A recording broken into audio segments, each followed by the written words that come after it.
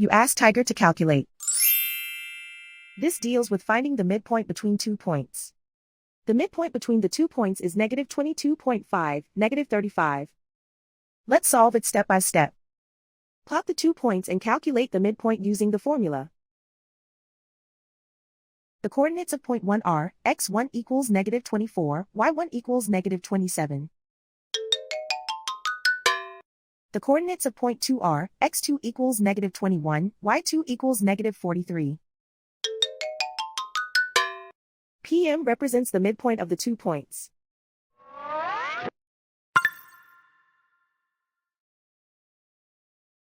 Use the x values in the midpoint formula to find the midpoints x.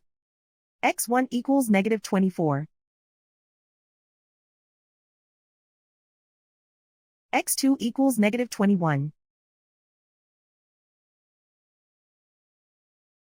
Simplify the arithmetic.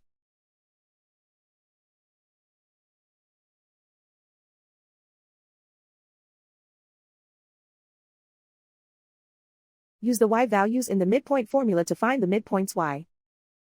y1 equals negative 27. y2 equals negative 43. Simplify the arithmetic.